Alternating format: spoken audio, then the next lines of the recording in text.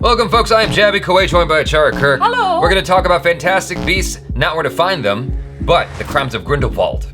Grindelwald. There are two ways to say this. There's a menacing debate in the comments on the internet, and also in the movie itself. They couldn't make up their mind. No, the Americans are saying Grindelwald. The English are saying Grindelwald. Grindelwald, Yeah. because we're poncy like that. Yes. No, that wasn't even an English accent. sounded like- What is wrong with you? Before we jump into our non-spoiler review for this film, gotta say a couple of things. Thank you to Warner Brothers for inviting us to the screening of this film. Not only was it a screening, because normally screenings are just like on regular theaters. It was a screening in It is gorgeous in IMAX. I'm not sure what they shot this on. I didn't bother to look that up before saying that sentence, but it was just gorgeous. The sound, everything, it was awesome. Yeah. And they also gave us donuts. Yes, oh my God, the donuts. Afterwards, we got to listen to a Q&A with the cast of the film and got to hang out at the wizarding world of Harry Potter. Yes. That was also cool. I've never done that before. Got to have butterbeer. There was this whole debate about what kind of butterbeer we should get, whether we should get the hot butterbeer, the cold butterbeer, the frozen butterbeer. She was getting the frozen butterbeer, so I'm like, okay, if she's getting that, what do I get, the hot or the cold? The cashier was like, you should get the cold, and then she accidentally ordered me the hot one, and I was like, screw it, I'm taking that, and it was tasty. It's so good. No regrets there. Lots of sugar, but it was tasty. I like it a lot, and I would go back again just for that. So anyway, I was not a huge fan of the first Fantastic Beasts and Where to Find Them. I thought the film was just a lot of setup, preamble, a lot of, preamble's not the right word, but it was just a lot of, you said exposition, yeah. Yeah. It was like, okay.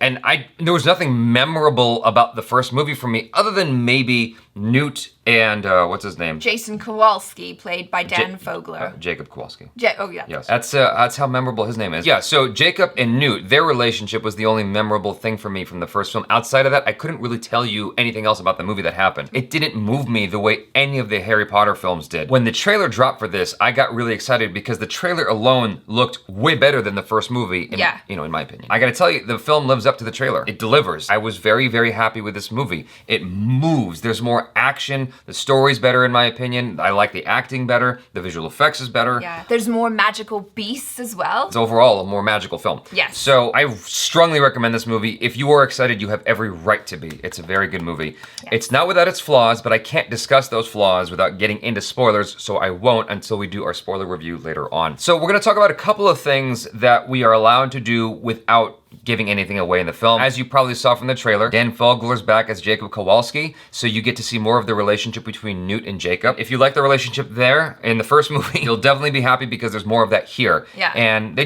play off of each other really well. Eddie Redmayne, he did a good job in the first film of really crafting a unique character, but I thought it was a little bit over the top in the first film. I think he brought it down in this film and just retained everything that made this character interesting and unique. Yeah, he definitely felt like a real person. Right, and one of the things you said before was that he felt more lived in. Yeah, because he's coming back to it for a second time. Right. So it would make sense that he feels more comfortable with his character now. I was initially reluctant about Jude Law being Albus Dumbledore. I wasn't like scared. I just had a slight reluctance, a slight reservation about him being Albus Dumbledore, the way he was doing it. It just seemed more Jude Law. I've been watching him for years. I don't mind that.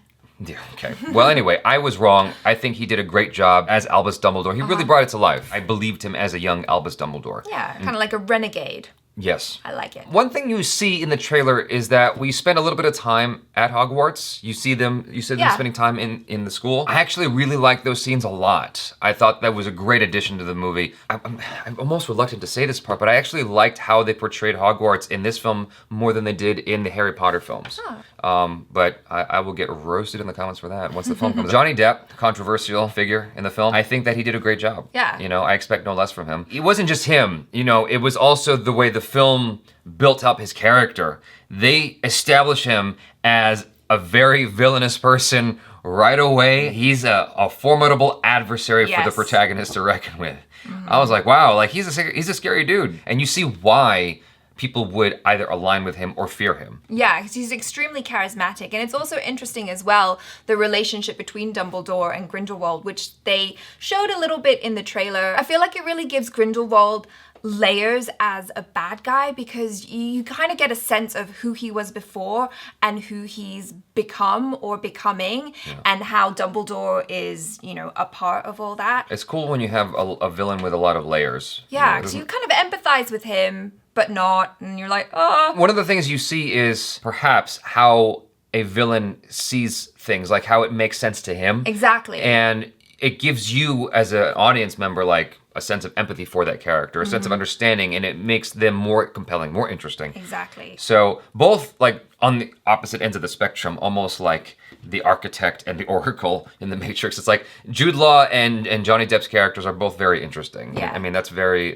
important part of the movie, and they did a great job there. Zoe Kravitz did a fantastic job as well, not only because she's an American playing an English person, she did a really good English accent in my opinion, but she just gave a really nuanced performance and she really moved me. Yeah. She moved me as well. I'm always happy to see Americans doing English accents. I'm also happy that J.K. Rowling, loosened up about Americans playing English, because in the Harry Potter series, she made sure that every single cast member was British, which annoyed the crap out of me. So I'm happy that they changed the rules this time around. Claudia Kim was the center of some controversy in this movie. Way more than I was expecting. Way more than Johnny Depp, in fact.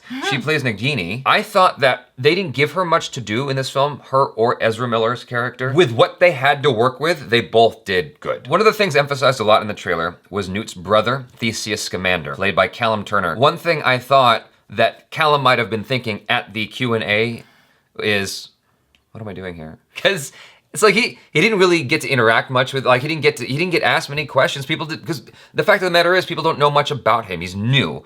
And in the film, he's treated like that. It's like he's new, so he's not gonna get much attention. Even though he's important, you don't really learn a whole lot about him or why he's important. And it's a lot of exposition, a lot of setup again. Yeah. And so it's frustrating that every time we see new faces, with the exception of Albus Dumbledore, who you don't need much, explanation, because there's a lot of legacy there from the previous films. Every time you have a new character, it's like they are just kind of explained a little bit, and then you forget about them, and we're gonna learn more about them later on. We're gonna learn more about this thing, that thing over there, don't worry about that. That's gonna come later on. No, don't worry. J.K. Rowling's it's a setup. It's gonna come up later on. I'm like, no, I want something right now. Like, make this one as amazing as possible. It was pretty damn amazing though. What's that? The movie overall? The movie overall was good. It was very, very good. I was very happy. But there are certain things that were left on the table, and I'm like, okay, well, I can't, it's hard to give this a grade without watching all the films, right? And we can't do that for several years. Yeah. So I'm just taking the film on its own merits, basically. Right. If there's one word that I can use to describe this movie, it's magical. And a lot of that had to do with just the whole look of the film and the VFX. The fact that there were so many more magical beasts around, and they looked incredible. I was so happy. Like, I can't even talk properly, because I just felt like a child just watching all the magical creatures from my dreams come to life. The visual effects was pretty good. I expressed some reluctance about visual effects in the film when watching the trailer, and the reluctance I felt, it was warranted when I watched the film, because there were some visual effects in the movie where I'm like, oh, they could have improved that, they could have improved that. But overall, it was definitely really, really good. Yeah. I mean, it's a nitpick, honestly. I'm nitpicking at the visual effects going, oh, if this could have looked more, I don't know the terminology for visual effects, if they could have done another couple render passes on it or whatever. It would have looked nicer, but it was fine. It was adequate for the film. And I think that I never forgot I was looking at visual effects. Oh. And there are films where I forget that I'm looking at visual effects. There are films where I forget, like, oh, wow, like, okay, I mean, this is kind of a bad example, but when I was watching Benjamin Button, for instance, right, I completely forgot I was looking at visual effects throughout the entire film. Here, I never forgot. But the story is so compelling and so fun. The movie moves along so well. Characters are so interesting that it doesn't matter. It's fine. And you get to go to some cool new locations as well that, they're just stunning and magical. Like, that is the best word to describe this movie. The music was by James Newton Howard, and I thought that he did a good job with the score. I can't recall any particular motifs or themes other than the main one, but I liked his music. I thought it moved the film along pretty well. The director, David Yates, has done the majority of the Harry Potter films that exist, all the way back to Harry Potter and the Order of Phoenix, Half-Blood Prince, Deathly Hallows Part 1 and 2, and he's doing all of the Fantastic Beasts films. I think that he has a good eye, but there were some moments in here where I was like, I don't know why you're doing that, dude. In particular, when you first see Newt Scamander in the movie, there's a lot of POV shots. I'm not giving anything away that's like major. There's a lot of POV shots when he's interacting with people, and I'm like, I don't know why he's doing this. It's just awkward that it's like suddenly a POV shot for no reason. It doesn't feel like it was warranted. And it didn't even phase you, No. did it? Yeah, okay. No. See, most people don't pick up on those kinds of things, and that's fine. Like, it's one of those burdens of knowing too much about movies where you're like, oh, why'd they do that? So, when you first meet Newt Scamander, he's interacting with a couple of people, and it's just looking through his perspective. That's what POV stands for, point of view. And I didn't understand why the camera was doing that, why they edited it that way, like why it wasn't more traditional, like over-the-shoulder stuff. And it never comes back. It's a thing that's done once, and never returns. And I'm like, okay, so I really don't know why you did that there. If you were trying to save money because you didn't have Eddie Redmayne that day and you had to do pickup shots, like that's like, I'm assuming that's what it was. That makes the most amount of sense to me. Like Eddie Redmayne went on to something else and they forgot that they needed this particular angle, so they just did a POV shot to save them time and money. Otherwise they were gonna have to pay like millions of dollars to have his mustache removed. Speaking of Mustache Gate, it's interesting to me that Zoe Kravitz was in this. Ezra Miller works with Jason Momoa, and then he works with his stepdaughter. Like, Yeah. There's gotta be a conversation in there somewhere. Something. Just like, hey, your dad's cool. Yeah. Assuming you're still here, if you're a parent wondering whether or not you can bring your kid to watch this, I'd say it's pretty kid safe. There are moments where it's talking heads, and I got concerned, and like, maybe kids will get bored watching this, but the kids seem to be doing pretty well with all the long Harry Potter films, so I wouldn't think that this would be too much of a problem for kids. And I think as a Harry Potter fan, I really enjoyed this movie, and I think it's such a great addition to the Harry Potter universe, really fleshing things out and giving more detail and life to the world that we already know and love. So the things that often don't get spoken about are probably like the costume design, the set design, all that stuff. And I think they did a great job there as well. Costumes were great. I mean, of course, right? Yeah. The set design was great. All of that stuff was great. Basically, everybody who worked on this did a fantastic job. It was a fantastic beast mode job. You guys did a great job. Awesome sauce to all of you. And hopefully later on we can show you guys the Q&A that we videotaped of the cast at Universal Studios. And hopefully I can get through saying the rest of this stuff for the end of the video. Awkward goodbye. If you're excited, stay excited. Go watch it when it comes out. Yay. Watch it in IMAX if you can. 4.5 out of 5 for me. yes, same. Love it. Love it.